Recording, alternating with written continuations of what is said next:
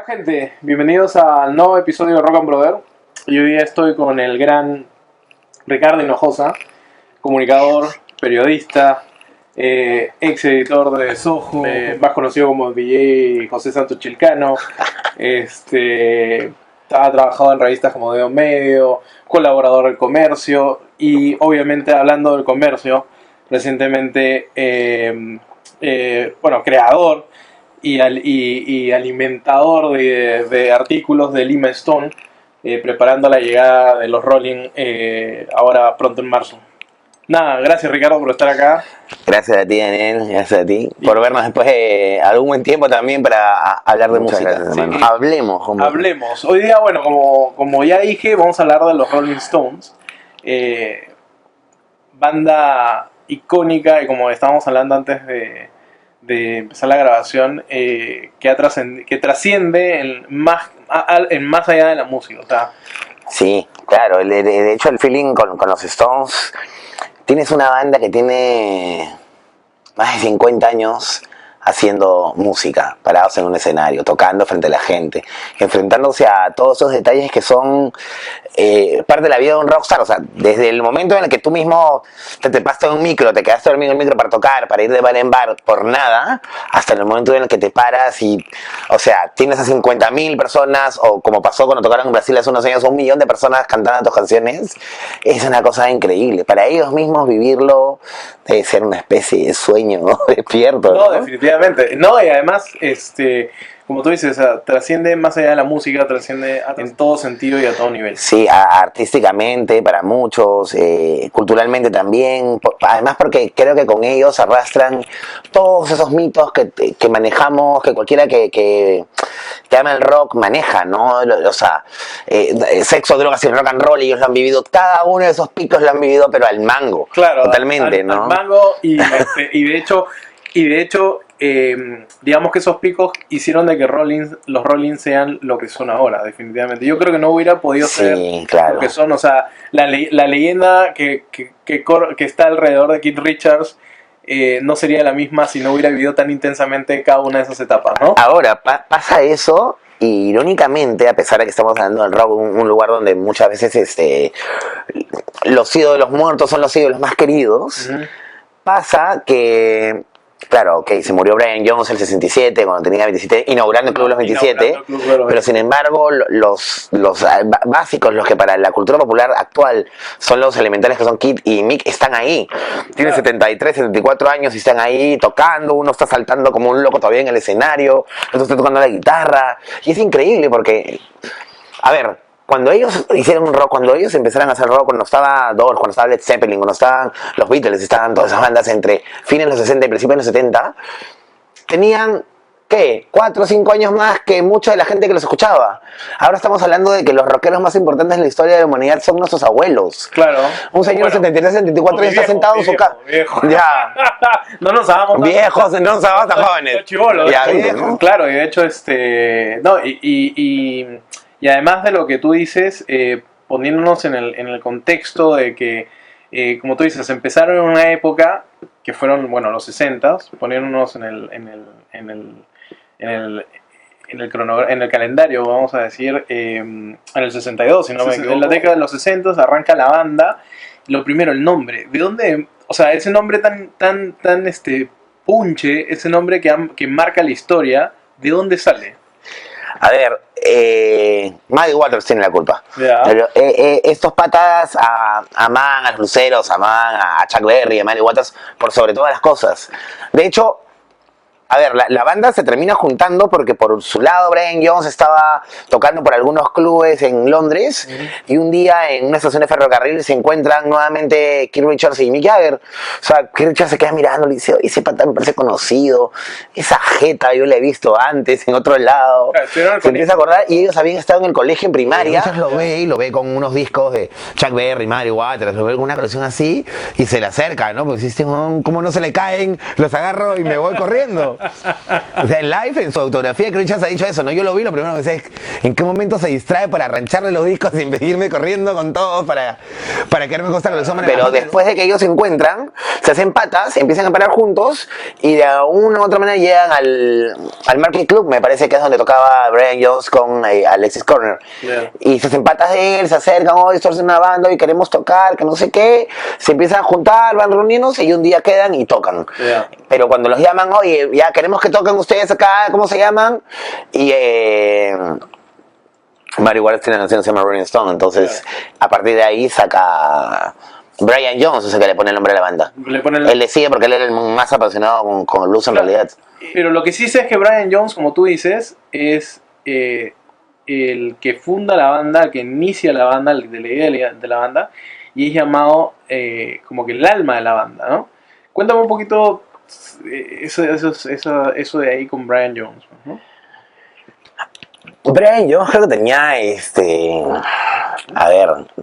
tenía intereses en la banda porque él quería tener su banda de blues. Eso era inicialmente el feeling. Yeah. Pero evidentemente en el camino Jagger y Richards empiezan a influenciar de otra manera. Charlie Watts estaba ahí, Charlie Watts no le interesaba tocar rock, Charlie Watts era un músico de jazz. Claro, el tipo es un músico. Y hasta ahora él tiene sus proyectos aparte de jazz en los que es muy exitoso. Y ya, nada, y Brian, lo que pasa con Brian es que él tenía búsquedas musicales distintas, pero lo empieza también a joder un poco el tema del alcohol, las drogas, ¿no? Cuando ellos pasan de vivir en un piso entre varios, de viajar en un bus que manejaba Stewie y Ian Stewart de bar en bar, a de pronto sacar 1, 2, 3 temas, singles, romperla, tener éxito y ¡bloom! Y la fama apareció sobre ellos. O sea, pasaste del 62, no tener un mango para pagar el alquiler, y que te boten del cuarto, hasta llegar al año 67 en el que de pronto pues ya eres un rockstar, sacabas, no sé, Satanic Master Request, y en él además Brian Jones tiene participación con cítaras, con instrumentos que además normalmente no se incluían en el rock, ¿no? A ver, lo que pasó, creo que una de las cosas que influyeron en que él se termine abriendo la banda fue el episodio que tuvo con... A ver, si no me equivoco, el episodio que tuvo con Anita Pallenberg y con Keith Richards. En un momento se van a Marruecos a tomar vacaciones, a alejarse un poco de la fama, del trío del bullicio, después de lo de Sympathy for the Devil, después del fenómeno que significó. Y ya él había alucinado que entre Anita y Keith habían ahí unos ojitos, había un coqueteo. Y él le hace un escenón a Anita, y me parece que, según cuentan varias historias, biografías y que le pega, y luego pues se pasa de vuelta, se duerme, se queda. Y Keith ve a Anita golpeada, y antes de irla a sacar la mugre a Brian Jones, se va con Anita. Pero a Brian lo quema esto, y luego pasa que él tiene una denuncia y una pena por drogas también. Bueno, entonces con esta circunstancia, él no podía salir de gira con la banda. Claro. Y ellos tenían otra gira más a Estados Unidos, sí. Brian Jones, Brian Jones. Entonces él se empieza a alejar de la banda, solamente es como que la banda lo mandan a Tom Keylor normalmente a que lo vea, a que bueno, tienes gastos, reparación en tu casa, ¿cuánto es? A ver, ya yo lo pago, o sea, de pagarle cosas, y a veces ni siquiera él tenía mucha plata en la mano para manejar. Claro. Y él, bueno, se dedicó a estar aquí, allá, las groupies caían, por ahí se encontraba con amigos, no sé, conversaba con otros músicos de la época que podían ser cercanos a él. Y por eso es que en un momento la banda dice, ya durante la grabación del Let It Bleed, en la que él casi no participa, es casi escaso su participación, lo van a buscar y le dicen, esto se ve, hay una película que se llama Stone, en la que se ve que van Charlie Watts, Keith Richards y Mick Jagger, y decirle, oye, ¿sabes qué? ¿Hasta que llamo?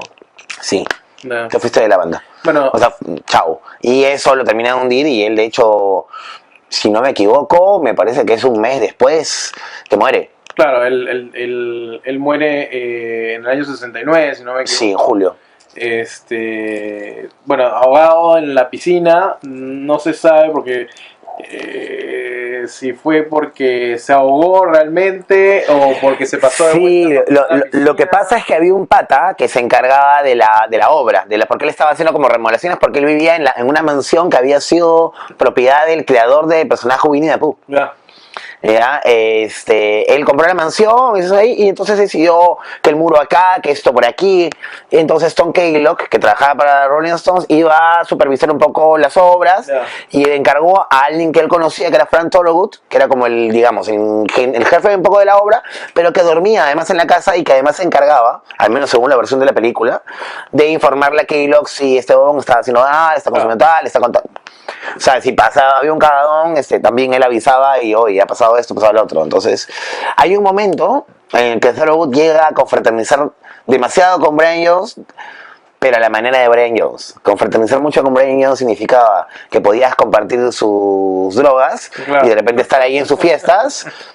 Un chongo porque Keylock llega, los encuentra drogados a todos, incluyendo a Thorogood, que en teoría tenía que cuidar a Brian Jones, y lo vota, y además lo votan sin pagarle una cantidad de plata que él creía que merecía, ¿no? Claro, ok.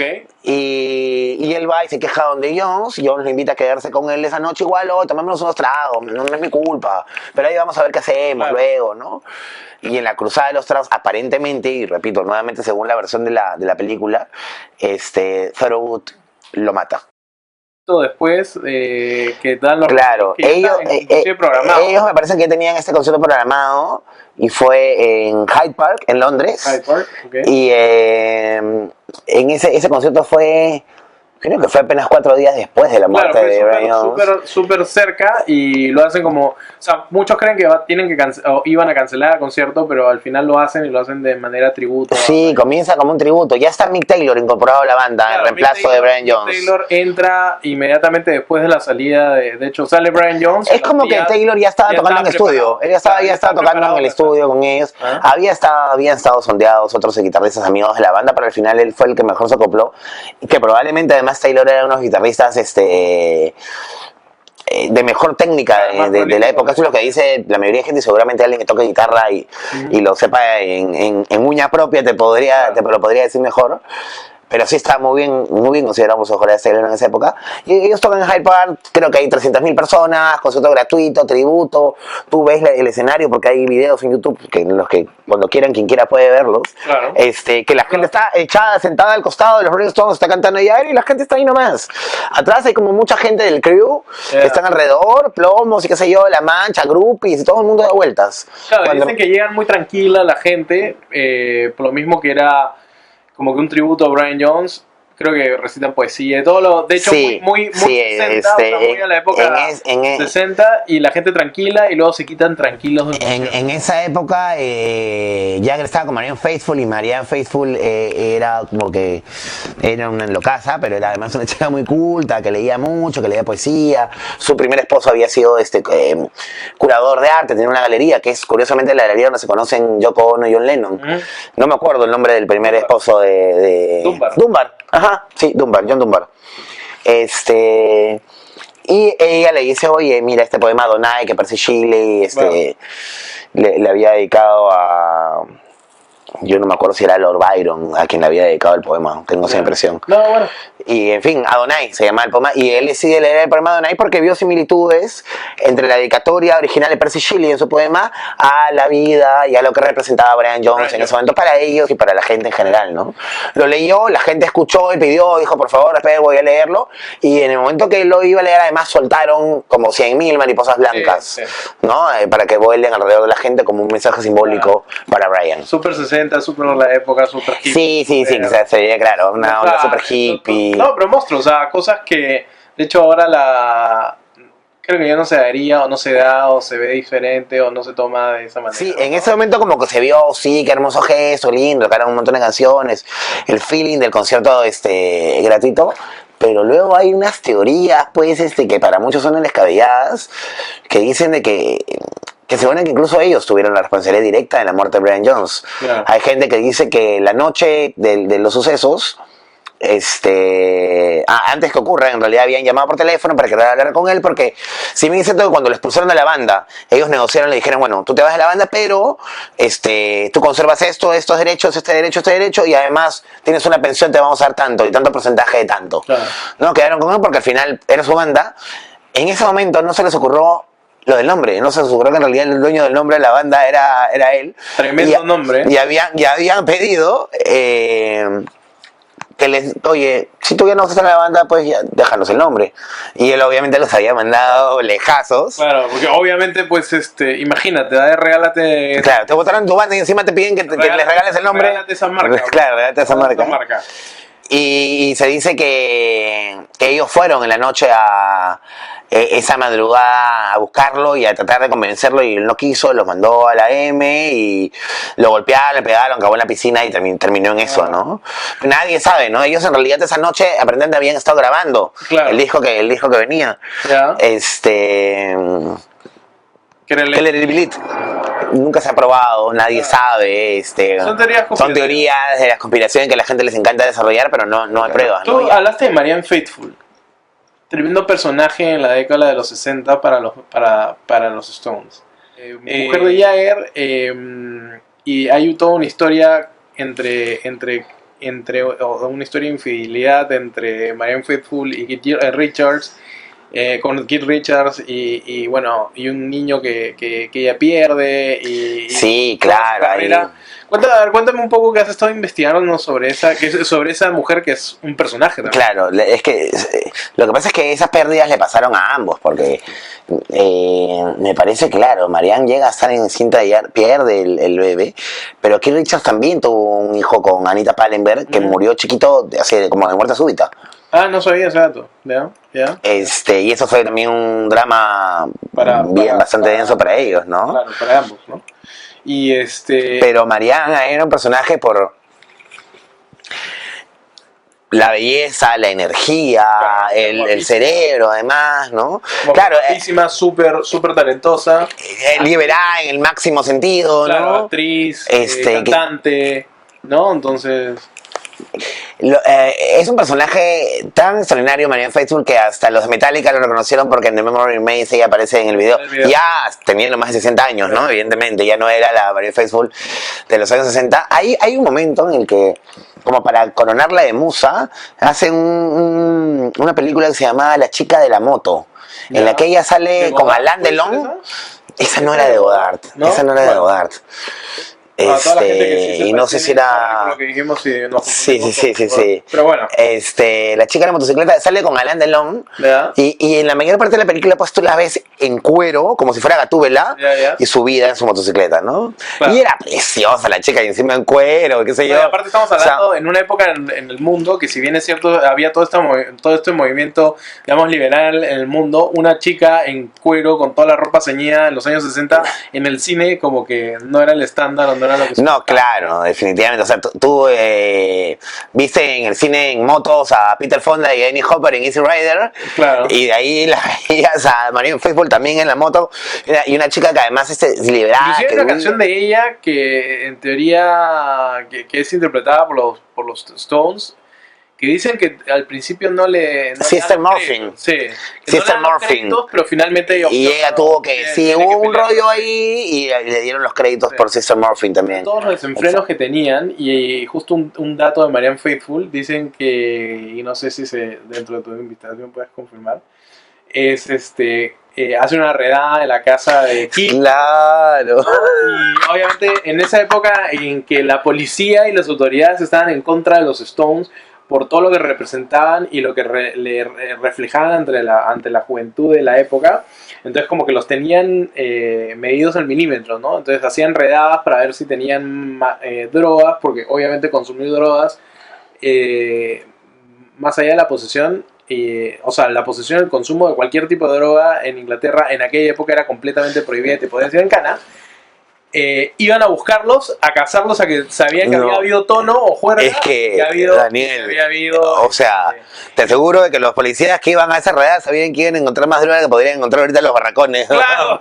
Solo en la mansión de uno de los Stones. Fácil. De todas maneras. Y- O sea, y yo creo que no abrían la puerta. Yo creo que varios policías abrían la puerta y de nariz se iban, se metían en la casa.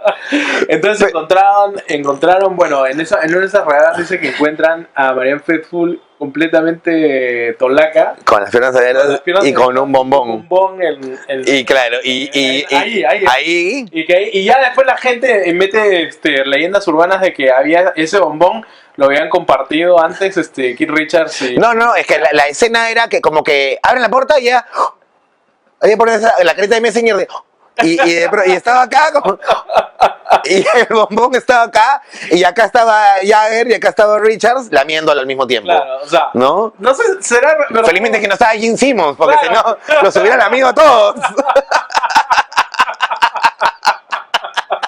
Se perdía. Se perdía. Era... Pero bueno. Ella ha negado, ¿ah? Marianne Faithfull dice que eso le irritaba demasiado esa historia porque no sabía dónde la habían sacado y era absolutamente mentira y en el momento le jodió un montón y no podía creer que la gente Claro. llegara a decir esas cosas. Bueno, es que finalmente ya tenían una fama creada y ya cualquier cosa que se dijera alrededor de los Stones y de repente y la gente que se... Mitificadores que somos. Claro, entonces, listo. Mitificadores, Además- claro, porque si además tienes a gente que ya es extraña para el común denominador de las personas, ¿no? Si ya desafía además la autoridad, ¿no? Si consumen drogas, Claro. si están sobre un escenario y además es como que tú los ves como ídolos lejanos, pues evidentemente algunas cosas van a ser verdad alrededor de ellos, otras van a ser exageradas porque la gente las ve absolutamente distintas y otras van a ser pues ya producto del folclore Claro. cotidiano, ¿no? Popular de los años y de 50 años que han pasado. Y además una Inglaterra que en esa época los veía como unos absolutos freaks. Sí, hasta Ian Stewart, es tú, ¿no? el gran postergado. El gran ¿no? postergado, el Rolling Stone del anonimato. O sea, cuéntanos qué significa Ian Stewart para los Stones. Yo creo que era su punto de equilibrio. Para los que no saben bien, Ian Stewart era como el Rolling Stone postergado. Cuando Andrew Luke Oldham, empieza a manejar la banda, le dice, bueno, ustedes van a hacer eso, ustedes van a hacer la contraparte de los Beatles, ustedes van a tener esta actitud, esta onda y esto, y su música como es más fuerte, todos además, pero así, pero oye tú, gordito, creo que tú no calzas mucho y... yo creo que a ti te... Sí. La foto. O sea, y como que ponte un poquito más allá. Ya, chévere, ya, la foto por acá. Chévere, hablado. ¿O puedes tomarla? No. Un Oye, poco más. la foto. Claro, puedes tomarla. Él estaba prácticamente desde el principio. Es más, si no me equivoco, él junto a Brian Jones reciben a Keith Richards y Mick Jagger cuando se van a presentar para tocar en la banda. O sea, Brian Jones- él dice, a mí me dicen el sexto Rolling Stones, pero técnicamente soy el primero o el segundo. Claro, ese es porque el- yo, o sea, después de Brian Jones, yo estaba ahí creando la banda con él, ¿no? Creo que él graba todos los teclados de... Él graba los teclados de discos prácticamente hasta su todos los muerte. álbumes hasta su muerte. Y de hecho, si uno busca imágenes de Ian Stewart, es un tipo que, de hecho, Jagger creo que lo describe en alguna declaración o cuando habla de él, un tipo con el polo de cuello piqué o Claro, piqué sí, o sí, polo sí. o el polo que se llama, Literalmente Polo Polo. porque él juega golf. juega golf, o sea, Entonces era su look. sus giras con sus palos de golf, un jean, o sea, el tipo... Sus sándwiches de queso, Claro. casi no chupaba, no se metía a O drogas. sea, era un tipo completamente anti la imagen, o sea, contra o el inverso de la imagen que proyectaban los Stones. Sí, y probablemente Luke Oldham lo notó desde el principio, por eso es que lo terminó apartando. Claro. Entonces decidieron que los Rolling Stones iban a ser solamente 5 y que bueno, Ian Stewart dijo, bueno, yo me quedo tocando porque igual necesitan piano. Claro. Y el tipo... O sea, ahí hay un fan de los Rolling Stones. hay un fan de Stu, de Ian Stewart. Y nada, y él le sigue, él cuando hacía las primeras tocadas con la banda, él manejaba la furgoneta donde se subían todos con todos los instrumentos y manejaba de un lado a otro, se chocaba, le ponían multas y llegaba tarde, llegaba de un bar a otro llevándolos y hasta dormían ahí para levantarse y les irse a trabajar. Y él fue el que de la fábrica lo trabajaba desde las primeras llamadas para ver los contratos y ayudar. Y a la hora sí es postergado, pero él muy estoicamente decide permanecer en la banda y quedarse detrás, porque igual como que yo leí unas declaraciones con él en las que dice que Andrew Goldham le preguntan, ¿te hizo un favor en realidad? Porque a ti no te gustaba mucho el tema de la fama, y ¿te hizo un favor al postergarte? Dijo, sí, quizás sí, pero si yo... ¿Y qué tal con él? ¿Todo chévere? Mira, te lo pongo así, hijo. Si yo viera que el tipo se está incendiando, no lo orinaría para apagarlo. O sea, ahí creo que te queda un poco claro que tan chévere no le pareció, ¿no? Lo quería un montón. Sí, claro. Amigos. Y además luego su muerte fue una sorpresa absoluta. Claro. Porque él estaba pensando viajar a Estados Unidos para ayudar a shows en la grabación. No me acuerdo bien si era el Dirty Works, porque esto sucedió en los años 80. Sí, puede ser. Puede ser el Dirty Works, pero fue el del 84-85. Él se iba a ir para participar, estar ahí para lo que necesitaran ayudar. Y había sentido dolores en el pecho. Se va a la consulta del médico a verse porque estaba un poco preocupado porque se había sentido agitado días antes. Y mientras le hacen como con unos exámenes, dicen ya espera un ratito que ahorita lo vamos a seguir viendo, que no sé qué, y le da un infarto ahí en la consulta del médico. El colmo de cualquiera que va al médico, ¿no? Claro, moriste en la consulta. Te mueres en la consulta. Y eso le pasó, o sea, le dio un infarto fulminante y se muere en la consulta del doctor, ¿no? Y todos o sea, fue un shock absoluto para todos, ¿no? Es que Richard fue uno de los que más lo lamentó porque él dijo que le costó muchísimo continuar con la banda después de eso. Porque hay tantas leyendas alrededor de Keith Richards, como que le hicieron una transfusión total de sangre del cuerpo para cuando lo curaron o estuvo en desintoxicación una de sus adicciones a la heroína, que no sé si será verdad, no sé si sea clínicamente posible que te puedan cambiar toda la sangre del organismo, no sé. Bueno. Anita Palmer contó que ella y Keith Richards se sometieron a tratamientos eléctricos para dejar de drogarse. Bueno, fácil. Mira, yo te digo una cosa y ya lo he dicho antes, ¿no? Y alguien lo ha dicho de otra manera, pero una vez que llegue a ver, no sé, la guerra nuclear, el apocalipsis zombie en la humanidad, solamente quedarán las cucarachas, Yola Polastri y Keith Richards. Probablemente. Y creo que Yola Polastri empujando a Keith Richards, ¿no? Yola Polastri pidiendo Chepi, ¿no? Sí, fácil, pero va a llegar, ¿eh? Claro. Y las cucarachas haciendo transfusiones de sangre de Keith Richards. No, de hecho ese tío creo que es un Highlander o algo así, pero bueno. No, es tremendo. Pero mira, vemos en la prensa y hablamos, tú tienes puesto el polo con uno de los logos más famosos de la historia de la humanidad. Eso no hemos hablado, y es verdad. Cuéntame ese logo y las alusiones que tiene todo y el mito de Andy Warhol en la imagen. A ver, lo que pasa es que el mito de Andy Warhol es porque, si no me equivoco, la primera vez que se usa el logo, que el logo aparece dentro del Sticky Fingers. ¿El Sticky Fingers? Y la portada la diseña Warhol, del mismo modo que había diseñado la portada del primer álbum de Velvet Underground, cuando está el plátano, que además en la primera tiene un mensajito como para que tú lo peles. Claro, muy sugestivamente, ¿no? Claro. Muy sugestivamente en la primera edición de Velvet. También podías bajarle el cierre, exacto.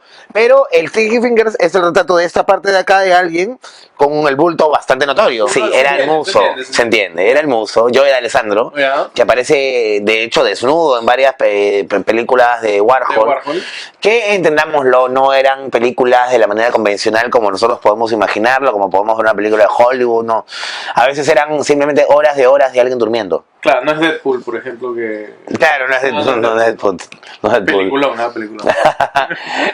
Horas de alguien durmiendo, un poco de romance gay, pero eran cosas medio surrealistas, ¿no? Claro.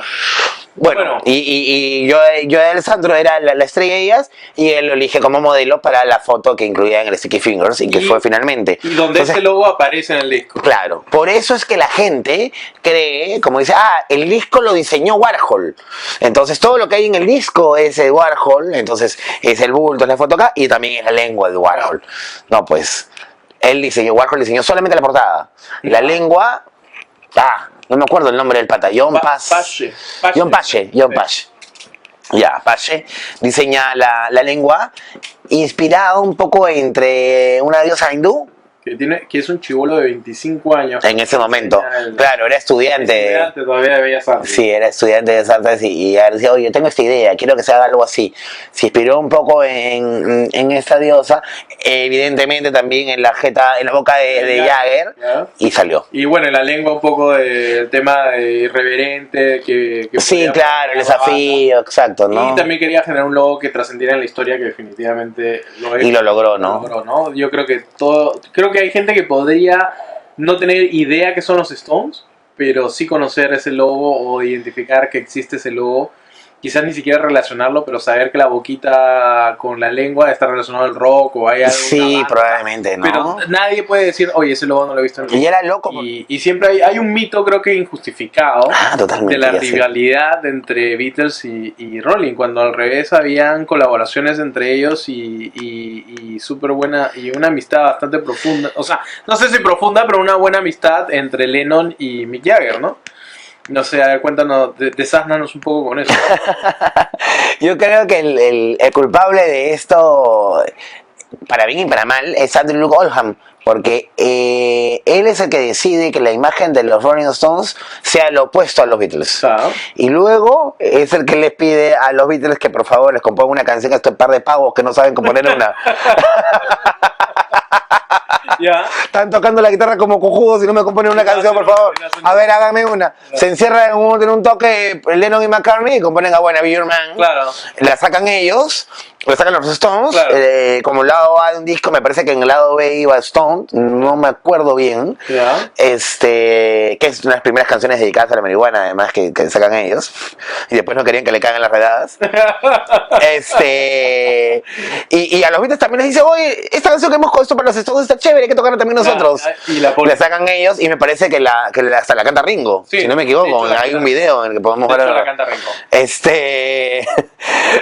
Y los Stones, a partir de eso, les componen una canción, se hacen patas. Claro. Y ellos mismos ya van poco a poco componiendo sus canciones, ¿no? De hecho, al matrimonio de Mick Jagger con Bianca, que fue en Saint-Tropez, con un matrimonio ¿verdad que fue en Saint-Tropez? Un conazo. Sí. Top. Y así. claro, y el pata chartea aviones con todos sus invitados. Sus invitados son Paul McCartney, Linda McCartney, Ringo Starr y su pareja, o sea, eran brothers. Sí, claro. Y a quien todavía tenga la duda de pensar en que si los Beatles o los Rolling Stones eran enemigos, o más aún si sus líderes, o sea, John Lennon y Jagger eran de pronto, no sé, se odiaban, claro. Busquen en YouTube el Rock and Roll Circus, que es un show que produce para la BBC con un concepto con Michael Lindsay Hall como director que conciben y dicen, a ver, vamos a juntar a las mejores bandas de este momento, a varios de los mejores rockeros del momento con nosotros para hacer unas presentaciones tipo en una carpa de circo. A lo que iba, es que ahí se puede ver un montón en un momento en el que se acercan, parece que está en la madrugada y la cámara graba a Lennon y a Jagger conversando, chongueando, jodiéndose, ¿no? Y hay un momento en el que había estado comiendo supuestamente Lennon, ¿no? Su arroz con huevo. Y entonces, oye, ¿sabes qué? Toma esto porque tengo que ir a tocar. Ok. Y Jagger se queda mirando y le dice, your blues, John. Your blues, John. O sea, como diciéndole, tú la llevas, John, tú la llevas. Y John se va tranquilo a tocar con The Ultimate. Live Stone. Proyecto del cual tú eres autor, ¿no? Bueno, me invitan al proyecto y yo me he encargado de toda la investigación y la redacción de todos los textos. O sea, digamos que tú lo haces y obviamente a través de la plataforma del comercio. De web del comercio, sí. No, y edición impresa me parece que vas a tener o... No, en la impresa. ¿Va a ser solo digital? Ahora, hay un proyecto. Te cuento, Dale. Te cuento, ya, mira. A fines de diciembre del año pasado, mediados de diciembre, un poco antes de Navidad, Fabricio Torres del Águila, que era el editor de la página web del comercio, me propone, me dice, oye, tengo esta idea, tengo ese proyecto. A él se le ocurrió, él es el autor de la idea y dice, mira, con los Rolling Stones vamos a tener un tema con el BBVA, vamos a hacer un proyecto en la web, entonces lo que yo quiero hacer es las biografías de ellos, reseñas de todos los discos y además que cuenten historias, que todos los días, que haya un calendario, que tú puedas, que las historias se hablan de acuerdo al día y la fecha, y tú puedes entrar todos los días y tengas una nueva historia de los Rolling Stones. Que de hecho está así y si lo buscan en la web. Sí, de hecho está así, va a estar así hasta el 5 de marzo, un día antes del concierto. Entonces, y como yo sé que tú sabes de música, te encanta el tema, se me ocurrió que tú podías hacerlo. ¿Qué tal? ¿Qué te parece la idea? ¿Te interesa? ¿Quieres? Y yo estaba, pero por supuesto. O sea, creo que de todas las cosas, muchas de las cosas que he estado, en chamba, ¿no? En las cosas que he hecho en mis años como profesional del periodismo, creo que es uno de los proyectos a los que más cariño le tengo, que lo he hecho con además mucho más feeling por la onda que les tengo a los Stones, y que además me ha llevado a aprender y a conocer muchísimo más de una banda a la cual yo le tenía admiración y que ahora le tengo súper mega admiración. O sea, si yo ya quería ir al concierto antes de hacer este especial, luego de entrar a investigar, o sea, porque me pidieron que yo proponga historias. Entonces yo me armé una lista en base a lo que yo sabía de los Stones, pulimos un poquito y quedaron. Pero alrededor de esas historias a veces uno sabe, oye, sí pasó esto, ¿no? Pero no sabes detalles, no sabes la fecha, no sabes cuándo fue, qué pasó después, qué pasó antes. Y te empuja a investigar más y te empuja a investigar más. Y además, si vas a estar en la web del comercio, la web del comercio me parece que tiene una autoridad de 1 millón de personas, no sé si a la semana o diarias. Entonces es la web más leída del país. Claro. Entonces sí, yo tenía que tener una responsabilidad mucho mayor porque un periodista tiene que informar de verdad y no simplemente puedes ceñirte a escribir o copiar las historias que ya están en diferentes sitios y hacerlas más o menos igualitas. Claro. Porque además en las historias de los Rolling Stones en más de 50 años hay muchísimas versiones. Claro, yo tenía que cruzar información con un montón de cosas y no solo en la web, empezar a ver libros, bibliografía, ver la biografía de Bill Wyman, ver la biografía de Richard, ver por ahí la chamba artística de Rob Wood, la chamba de Charlie Watts. Claro. Investigar y cruzar muchísima información en inglés y en castellano porque el universo de la web es enorme, pero no es único. Siempre están los libros, siempre estuvieron primero los libros. Leer conversar con gente que sabe, que te dé referencias, que te ayude también.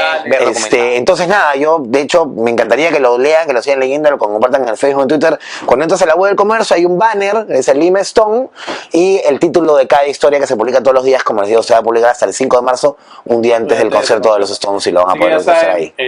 Todos los chibolos pulpines y no pulpines, denle clic al link de Lima Stone y revisen las historias, no solo la del día, sino desde que empezó el proyecto, que está bravazo. Esta conversación va a quedar chiquitita frente a las casi 40 historias que van a poder encontrar ahí, con ya detalles, fechas y una cosa que a veces uno no se acuerda cuando está conversando sobre esto. De hecho. Oye, bueno, compadre, creo que nos podemos quedar acá 3 días continuados hablando y nos quedamos cortos. Sí, de lo que puede ser los Stones. Es una banda de 50 años, como de más de 50 años, como estamos hablando. Y que tiene tantas historias, mitos y leyendas alrededor que olvídate, o sea, creo que nos faltan días para poder meterle conversa a esto. Entonces nada, compadre, oye, gracias por haberme recibido en tu casa, un placer conversar contigo después de tanto tiempo. Y nada, si les gustó, compartan, suscríbanse al canal, por favor, y chequen el Facebook. Y nada, nos vemos en el concierto de los Stones. Cuídense. Rock and roll.